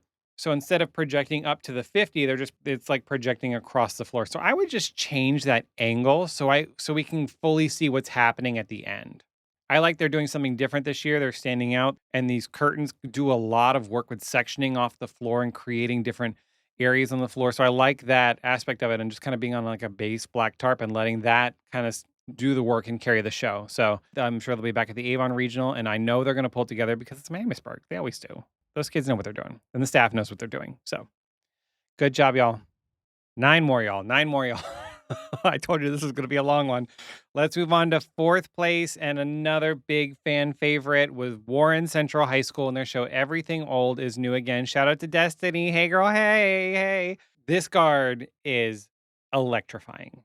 I don't know what it is about them, but they have something. They have like an X factor. They just set the gym on fire when they perform. They did it last year with Hope, and they're doing it this year. And it's a completely different style of show, but it's just there's something about this color guard that the audience just feeds off of them. Their show uses multiple versions of First Circle by the Pat Metheny group. It's a color guard staple, and I think that's kind of part of the idea of the show because there's voiceovers talking about you have those things that you love to hold on to and they mean so much to you. And that's kind of what Color Guard has done with this song. Like we've used this song so much in Color Guard. Like this song has been beat to death. You think Hope was used a lot? First Circle has been around for decades and been used all the time. But their take on it is that everything old is new again. And it's just when you listen to the voiceovers, you're like, yeah, this makes perfect sense. And they use different versions of it that are blended together really well. They have these big blue hoop props that sound really heavy when they move. Like you could tell those are made of steel. Like when like they would scrape along the floor, you're like, "Ooh, those have got to be heavy." Just like last year, their weapon line is insane. Absolutely insane. They opened with sit rolls through the hoops and they cracked every single one down the line. They're in sleek black uniforms with a neon green arm sleeve, and the floor is the floor from last year. I was looking at it, I'm like, "This looks like their floor," and I even said to Will, I was like, "Is this their floor from last year?" And I went to the video of last year, and it is literally the exact same floor, which, you know what? I'm here for it. You know what? Save that money, reuse, let's be earth friendly and reuse a floor. Why not? And it may not even be the final floor. Maybe something happened to the other one, and they're like, "We'll just use this until the other one's coming." I don't know. But hey, I'm here for it. Save that money because floors are expensive. The show starts with a phonograph sounding recording and the show's tagline, which is everything old is new again. And it's sung kind of like in an old everything old is new again. I think I got that right. But it's like that. Then it goes into First Circle, the first version of it. They do their double time feature. This is becoming their thing, right? Mentioned this with, talking about Arcadia. You see the backhands back in the day, Miamisburg with a double rifle, the double equipment. Warren Central has the double time thing. They have claimed it. It is theirs. Last year they did it where they were in the front of the floor and they were kind of hitting every 2 counts a different body pose. This year they are chassing across the floor and it fits with the music. You couldn't tell in the gym because the kids were screaming and losing their minds at it. But when you watch the rebroadcast, you can hear in the song, it's got like a ba-dup, ba-dup, ba-dup, ba-dup, ba-dup kind of beat to it. And their feet are doing that with the chassé going ba-dump, ba-dup, ba-dup, ba-dump. So it fits perfectly. They end with a toss catching in a true port, East Coast port, whatever you want to call it, straight up and down. They were on fire on Sunday. They have a double rifle feature where they lean over forward in a flat back and they rest a gun like on their back, like tailbone area. And they're spinning the other one while they're bent over. And then they toss it, stand up, reach behind them, grab the one that was on the back, and then catch the one that was in the air. Yeah. They cap the show with a killer, like electric or aqua blue lame flag feature. I've said it multiple times. They were lighting this gym on fire. I mean, they were so hot on Sunday. And then they finished the flag feature with a forward roll toss. They toss, forward roll, catch, and the crowd just erupts and the guard stops. And then from the very beginning, that same scratchy phonograph with everything old is new again pops back in and they finish the show at the front of the floor. I know I said Northview could be fan favorite. Warren Central is going to be right there. Shenandoah is going to be right there. It's too early because I haven't seen everybody, but I'm telling you, there's something about this color guard. And I was just, yeah, I love it. I love this guard. I loved them last year. I saw them at this regional when I was at home watching the live stream, and I just fell in love with them. And again this year. So Warren Central, I'm here for you. You got so many other fans, but I'm here too. I love it. I love it. I love it. I don't see any glaring issues with it. Like, I don't see anything that needs to be fixed. I mean, they had a great run on Sunday. I mean, yeah, obviously they still need to clean like everybody else does. It's not perfect. Nobody's perfect. But I didn't see anything. I was like, oh, this is weird. I don't know about this. And I'm like, no, I think it's paced well. It has great moments. I'm curious as to what the judges are saying on what could be done better. Super engaging. Yeah, I'm curious if they have a new floor coming though, just because this is last year's floor, or if they're just rolling with it. And if you're rolling with it, great. I love that for you too. Let's move on to third place with Center Grove High School and their show Motivus. And they have a black floor. It's kind of like oblong shaped, like kind of like a football, but it's wavy. Like you would draw a cloud in kindergarten. Like so it has rounded edges that kind of keep going around, and then it's shaped kind of like a rhombus or a football shape all the way around. And it has like iron bar swirls kind of all around. And the entire color guard is in purple, except for one performer who's in yellow, and she spins a yellow flag the entire show. The rest of the guard will do their weapon stuff. They spin a purple flag, whatnot. This girl, she spins a flag the entire show. And I'll be honest, I don't understand the concept. I don't know what she represents or why she stands out, why she's so isolated. I will recognize that is a lot of pressure to put on one performer because she's so exposed. Like you are watching her pretty much the entire show because she's in a bright yellow costume. Nobody else is. She's on a black floor, right? So she really pops, and she has this bright yellow flag on a gold pole, and she just moves around the floor spinning the entire time. And the rest of the guard is doing the rest of the show. And I don't, like I said, I don't know what the story is, and I don't get the spiel sheet. And I wish these world guards would put out their spiel sheets that the judges get that explain the concepts, so the judges can go in ahead of time knowing, because world level they do these very complex concepts, especially on the independent side, right? So the units can submit a spiel sheet that kind of gives the judges, well, here's what we're doing, here's the concept, here's how it's working, rather than just saying, here's our show Motivus, right? It gives an explanation. Can we release that like to the public? Because I would love to know. It would make things more enjoyable. I think like, oh, I get it. She's supposed to be the this, and that's why they're all like this, and this is happening. Like, if it's not blatantly obvious, like let us know, right? Yeah, I think the audience would enjoy it more and would have a better understanding and appreciation for all of the shows. They do have a rifle performer that does two walkover tosses in a row. She tosses, does a front walkover, catches it with one hand, flourishes it, flips it right back up, and does another front walkover and catches it. Sunday was a rougher run for them. They were better on Saturday. And I honestly thought Warren Central was going to jump them on Sunday because of how hot Warren Central was and how the stumbles that Center Grove had. And they did make up some ground, but they didn't pass them. They have an ending flag feature where the entire color guard is on yellow flags. And Will was sitting next to me, and he said, I wonder what it would look like if the girl in yellow switched to the purple when everybody else grabbed the yellow. Kind of play with that whole like isolationist kind of vibe they're going with. But, I don't know the story, so I can't tell, but that is an interesting take on it. So the kids are talented. 100%. It's Center Grove. I mean, let's review. These are Center Grove kids. They are trained. They know what they're doing. I just don't get the concept. So it's nice. I don't know what's going on. Let's move on to second place with Carmel High School and their show When It Rains. And they have a black floor with little shiny black dots all over it. It didn't read on camera at all. I watched this on the rebroadcast. You cannot tell at all. But in person, you can see the little shiny, it's like a shiny and matte finish on the floor. So it looks like little water droplets all around the floor because, they're doing umbrellas and rain and everything. They used the song Umbrella by Sandust, and I really like this vibe from them. I posted this on Instagram as well. Like, it's an R&B song, and it just suits them. I think these kids connect to music like this, and it fits because I felt like Carmel's always kind of been like the jazzy kind of R&B kind of performance color guard. And I think this suits them very, very well. And I hope they kind of stay within this bubble because I feel like the kids really excel when they're put in this kind of environment. They put on a masterclass in technique and training. And I'm going to say it. Carmel High School is the best trained color guard in all of WGI, period.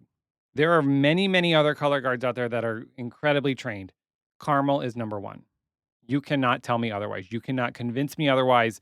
These kids are machines and they just, yeah, 100%. Right from the jump, they grab you. They have a dancer who does this incredible these incredible leaps on guitar plucks. So like the music goes dun dun dun dun bump, dun dun dun dun bump, dun dun dun dun bump, and on each of those bumps, she does some cool like leap. Like she starts with this full on side straddle split leap, and then yeah, like you're 2 seconds into the show, and the crowd's going like, "Ooh, yes, girl!" Like 2 seconds into the show, right? They spin lots of weapon. They have a big patio umbrella prop on there that it's all folded up at the start. It's on side one of the floor. And in true World Guard fashion, they don't just open it and leave it there. They actually use it. So they'll spin it around while it's folded up, like they rotate it around. And the saber's tossed. The umbrella comes underneath the saber and over the performer's head. And then they catch it, goes all the way around. Then eventually they open up this giant patio umbrella and they're throwing exchanges over the umbrella and all this. It is so well done. I mean, yeah, excellent. They have handheld umbrellas that they do lots of cool tricks with, and they don't have a flag feature. Makes me sad. I love a flag feature, but they pull out these yellow umbrella flags to go with weapon, and they have a weapon and body feature. And honestly, this is one of the guards I'm not going to be like, you know what they need to fix? Because I'm not going to do that. This is a wish list, and I have the same wish for Avon. I want to see the entire color guard on weapon. I want to see all of these Carmel performers pick up a rifle or saber and throw me a six. Because you know what? Could you imagine what that would be? The best trained color guard in all of WGI, the entire color guard picking up a weapon and just throwing a six in your face and smacking the ever loving crap out of it. Because they could do it easy. And then Avon could do it too. So I'm just gonna say it now. I want Avon to do the same thing. That's on my wish list. So Carmel, I know this year's kind of already planned. So next year, can we get an all weapon feature? Like, yeah, please. I like this one a lot. I do think they have a chance to challenge Avon towards the end of the season as they kind of get better and better and they start polishing because they closed the gap quite a bit on Sunday. They had an out of character run on Saturday and they came back Sunday like, no, no, no, no, no. That's not who we are. This is who we are. Watch. And yeah, much better run on Sunday. And they could be challenging Avon at the end of the season. I know Avon was like, what, 4 points ahead on Saturday, but then only like a point and a half ahead on Sunday. So something like that. I don't remember the exact numbers, but keep an eye on Carmel. Yeah, great job. And then our winner in Scholastic World was Avon High School with their show Alternate Worlds. And their floor is white and gray, and it looks like a bunch of squares, but when you look at it, it's the silhouette of a Polaroid picture, and it's just covered all over the floor. And the guard is in kind of like gray, futuristic costumes. And they have 6 props that are raised squares with interwoven straps. So they pull out these bars, they connect 4 bars in a square. And then they take 2 straps and run them east to west. And then they take the other 2 straps and run them north to south, right in the center of those bars. So they intersect in the middle and create 4 smaller squares within the big square that they made out of the metal rods. Then they take a 6-foot flagpole and take that whole metal strap contraption and raise it up off the floor. I don't know what they're meant to represent. I don't know if it just adds an extra layer of the squares or maybe because of the way the straps work, they kind of make it look like a Polaroid silhouette as well. So there's more of those. The music is an upbeat song. It's called Dream State by Son Lux. And if it sounds familiar, it's because Blue Coats used it this past summer. So I was Shazamming it and I was like, this is why it sounds familiar because I saw the artist and I was like, this is who Blue Coats used this past year. So if it sounded familiar to you, that's why. The props get moved around the floor and they do the usual things of tossing through them and over them and all that kind of fun stuff. It's Avon. The kids are outstanding as always. They have a soloist that tosses a gun and then does a back handspring under the toss. Unfortunately, she dropped both days, but I've seen clips of her nailing it, so she can do it. If she couldn't do it, it wouldn't be in the show. So let's be real. And I can't do it, so I'm not going to sit here and judge. So kudos to you, girl. They have a flag feature that's done underneath the props. Now remember, the props are raised by a 6-foot flagpole. They really can only stand under them. You can't spin a flag under them because you're going to hit everything above you. So they do the entire feature on their knees and laying down. It's really cool. It's fast. It's quick. And like I said, adding that height limitation just really increases and ramps up the difficulty. And they're like stacked on top of each other. Like they're really packed tight in there. And the flag is mostly white and yellow, and then there's a little red on the tip of it. They finish the show with Polaroid cameras taking pictures of the guard, and the guard is all huddled right at the front 50. And then they turn to the back of the floor where the two performers with the Polaroids are. They take their picture, and both days the back crowd went, "Aw," when it happened. And then they turn around to the front and end the show. It's everything you would expect out of Avon. It's well put together. The kids can spin. Like, it's just, yeah, it's like, yep, I get it. 100%. So it'll be interesting to see how it competes against like Arcadia and all that because they won't see each other until Dayton. And I'm going to say it now. I haven't seen the That's Going to Win color guard yet. I did it with Voila in 24. I saw Avon. I was like, they're winning. You can't tell me otherwise. This show is going to win. And then last year with Woodlands, I saw Woodlands. I'm like, they're winning. You cannot tell me otherwise. So I haven't seen that show yet this year, which is okay. I would love a nice competitive battle for first. I'm like, who's going to win this? Like, who's going to come in first? That's a little more exciting to me. So we'll see what happens. We have California televised in a couple weeks. So hopefully we'll see Arcadia then. Because right now we're just getting the bootleg YouTube videos and it looks really cool. But I want to wait until I get a good view of it. Yeah, Scholastic World's going to be very exciting this year. Let's keep going because I want to try to keep this under 2 hours and I still have 5 color guards to talk about. Independent World, 5 groups in competition. 5th place was Elevate with their show Game On. When they announced this show, I was like, oh, it's like Mortal Kombat inspired, kind of cool. They're doing like a video game kind of thing. No, it is literally a Mortal Kombat show. And I was like, this is so cool. You know, as a kid of the 90s, I grew up on Mortal Kombat. My husband is obsessed with the movie Mortal Kombat. I showed him the show. He was a little disappointed that they didn't use like stuff from the movie.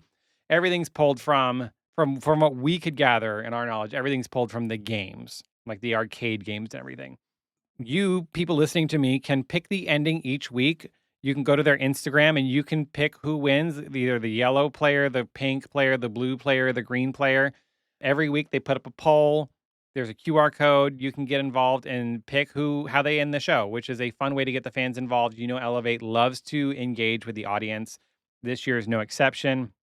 It is tons of fun. There is a lot going on, but I love all the nods to Mortal Kombat that they did. You know, they name drop the characters in it. They talk about Melina, Katana, Scorpion, and Reptile. Those are the 4 colors that the performers are wearing. And I love that the pink performers are spinning Saber because Melina had her size. The blue dancers have fans like Katana. You know, yellow is the gun line for Scorpion, which I guess is the closest thing you could get to the harpoon that he has. And then green Reptile, you had to put the flag line somewhere. I mean, I don't know what you would use for like a flag because there's no like material weapon in Mortal Kombat, but they use Reptile green for the flag line. And it's just an absolute blast. It's chaotic, but it's an absolute blast. They have a white flag feature in the middle. I'm not sure if that's permanent or if there's going to be a flag replacing that, but they do have a flag feature. Yay! Flag feature. Yay. Yeah, it's a blast. It's pure entertainment. It's a lot of fun. It is a bit chaotic at times, so I think maybe we can tone down some of the chaos. But they have some really cool moments when they all line up on the 50. That blue and green flag toss on the 50 is lovely. Yeah, love it. Love Elevate. 4th place was Phoenix Independent and their show Otto, OTTO, not like automobile, but Otto like the name OTTO. And they were promoted out of Independent Open last year. They were 2nd. They were a Hope Guard with the Mirrors. If you don't remember them, Phoenix was the Hope Guard with the Mirrors last year. And the song they're using is called Otto. So that's where the show gets its name. And they're in black uniforms on a brown tarp with like white circly swirly lines all over it. And they have hoop props like Warren Central, but theirs are black. And they seem a little thinner. Like Warren Central's feel like actual circles. And Phoenix's seem like they're like a little more flat. A good friend of the podcast, Olivia Thomas, is in this show. I did an interview with her. It's in episode 33 if you want to check it out, about talking about her time marching at the Woodlands and the Boston Crusaders. And she is the one that tosses out all the guns at the beginning to all the other performers. So if you saw the show, that's her. She's amazing, super sweet. She had a fan club around me in the stands on Saturday. Hey, girl. Hey, Olivia. Yeah, I was just sitting there and people around me was like, that's she's from the Woodlands and she marched Boston and now she's here. And but like all these people were just like chirping about her. This show is kind of weird, but in a good way. Like I like it. They use the hoops really well. They do lots of tricks through them. And then they roll them across the floor at some point, where they shoot them across the floor to somebody else and they catch them. One of the best highlights of the show is they have this long solo gun toss feature. It's the same toss, the gun that they throw a 7, I'm guessing. I'm just picking a number. They throw a 7, do a sit roll, but they take the hoop and kind of flip it over their head as they sit roll. And then the gun catches on a loud boom in the song. And it goes, what, like 10 performers in a row? Boom, boom, boom, all the way around the floor. And they all do the same thing and they all cracked it. Like, I talk about it. I love those simple but effective moments. That's what it is. It's a 7 sit roll. It ain't simple. Let's be real. But like that's hard to do. But it's not like some super overly complex effect. It's a toss and catch feature around the floor, and they nailed it. They spin Black Silks and Weapon. The music is really interesting and unique, and I feel like the show captures the soundtrack really well. The soundtrack is kind of weird, and that's where I'm talking about where the show's kind of weird. And I mean this in such a good way. I really do. It's not like, what the hell are they doing? No, it's like, ooh, what are they doing? This is different. Ooh, what is this? It's that kind of weird. It's like intriguing. Maybe intriguing is a better word. I'm not known for my word usage sometimes. So as I've been pointing out, I say the word nice all the time. Like I said, they use the hoops a lot. They roll them across the floor, or they'll lay them on the floor. They'll stand in them. They'll toss in some piece of equipment in the air. Then they'll use their feet to kick the hoop up and kind of reach it and throw it behind them. And then they catch the equipment. Yeah, it's cool. I just really dig it. And the start of the show, they have 2 stacks of hoops, and all the guard is around 1. And then I wasn't paying attention during setup, and the show starts, and a girl pops out of the second hoop and scared the ever loving crap out of me because I didn't know she was in there. She was just like a jack in the box. She was like, "Hello." So yeah, I really like this. I can't wait to see it again and see how they tweak things around now they've gotten feedback. But it's different and unique, and I like it. Third place was Lexus, and their show is called Raise a Glass. And it's all about toasting and raising a glass to people and wine. It's the through line they're working with. It's a beautiful floor of white and red swirls, and the red marks on the floor are like the swirls like a wine glass would leave if you'd spilled somewhere on the bottom of the wine glass. And they have some wine barrels around the edge of the floor. And it was a nice surprise from them, and it was good to see them back on the floor as they were not out last year. So they're back out in competition again. They're in a beautiful, like, wine-colored costume and lots of great weapon tricks, and it's a really beautiful show. I'm trying to remember everything that happened in it. Unfortunately, I'm looking at my outline and I'm, like, kicking myself. I didn't put that many notes down. I must have forgotten to finish this part. So, but I remember it being a very beautiful show and surprising. I was like, "Oh, Lexus." Yeah, like, I think in the years that Pride wasn't out, a lot of the members went to Lexus, and I think that's true of this year now that Pride has folded. I think some of the members might have gone down to Lexus to perform there. So they have great talent. They have a nice triple turn soloist. I remember that. Yeah. This could be a sleeper guard that's just kind of floating out there like don't sleep on them. They might be able to sneak into that 15th, 14th place because we've talked about it many times. Independent World is absolutely insane to get into finals because only 15 make it and the top 7 or 8 are kind of already claimed. Like, let's be real. Real talk, right? Paramount, Etude, Fantasia, Fusion, Blessed Sacrament, all those cards, they're going to be in the top, right? Unless something freaky happens, which can happen, but we're just being real. So you have all these guards competing for like 7 spots in finals, which makes it insanely brutal to make finals. So fingers crossed for them. Keep up the work, Lexus. Glad to see you back out on the floor. Second place was Onyx and their show Standing in Motion. And they're using Adagio for strings. They have a mostly aqua blue floor. Their uniforms are black with a hint of red, I think like on the sleeve, and they spin black and red flags. And Onyx was Onyx. Yeah. First place was Juxtaposition and their show Think Different. They have all black floor and they're in bright purple uniforms, just again, like that kind of patchworky, color guardy costume that we've seen with the different materials kind of all over the body and the different hues of purple. Their pre-show isn't as good as previous years. We know they love a pre-show, but 2024 is still the best. You ain't no celebrity, honey, right? They have yet to top that. So, they have tons of panels that are black on one side and then like multicolor swirled on the other. So if you remember back to when Arcadia did the black and white panels like 2 years ago, it was when Avon did Voila. It's just like that, but instead it's black on one side and colored on the other instead of white. And then they also have panels around the edge of the floor on stands like a mirror would be that, can rotate vertically. And then they have ones that they can hold within their hands. They open with saber and body and no color. It's just all black. And then they start to add color in. And this show has a lot of color in it, which is crazy because everything starts black. Like you're just like, but it's color overload at the end. And I love it. I love color. And this one took me a couple of rewatches to really get into and enjoy because there is all kind of a lot going on. And every time that I rewatched it, I loved it because if you don't know with the flow feed, you can rewind as long as you leave it up. You can drag that little checker bar and rewatch them again, which I've done.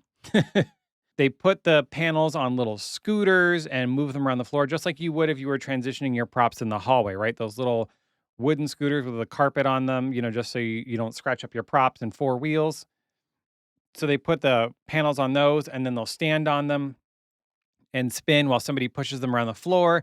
And then they just ditch the panels completely and they put their bodies on the scooters and they're scootering around the floor. It's really cool. The individual panels that they hold, like the performers can actually carry around, seem to be in like oranges, reds, pinks, and purples.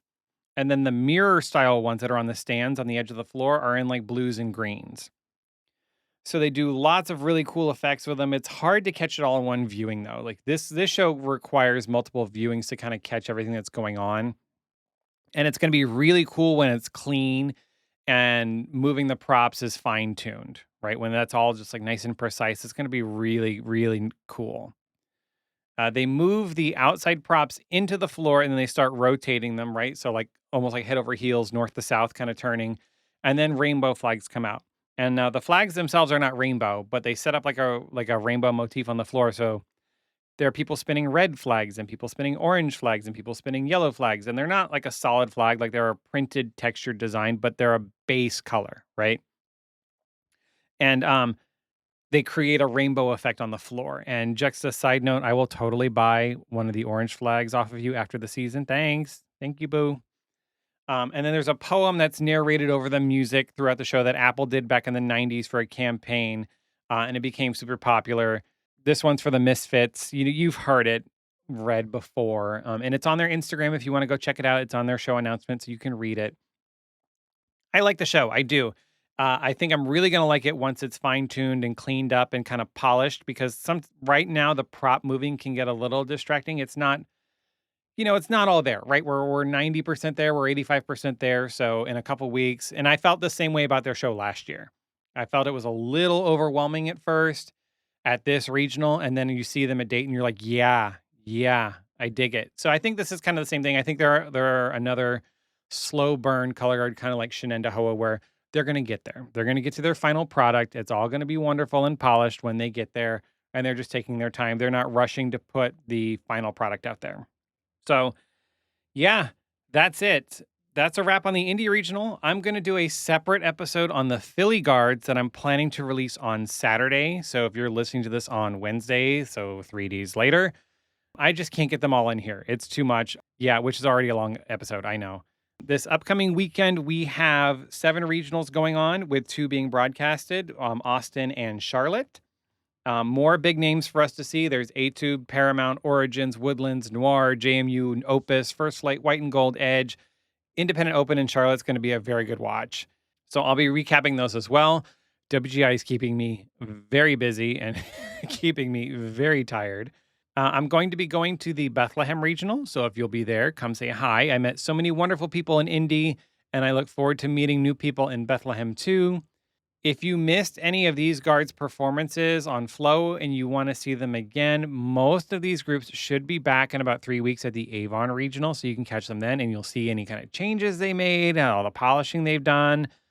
And then I'll be back soon, hopefully Saturday with that Philly episode, and then again next week with the Charlotte and Austin recaps. This is go time. I don't have time to really do anything. I actually had to cancel a recording that I had for Thursday. I'm like, why am I recording right now? I barely have time to keep up with this stuff. So until next time, stay safe, stay fabulous, and remember, at the end of the day, it's just flags in a gym.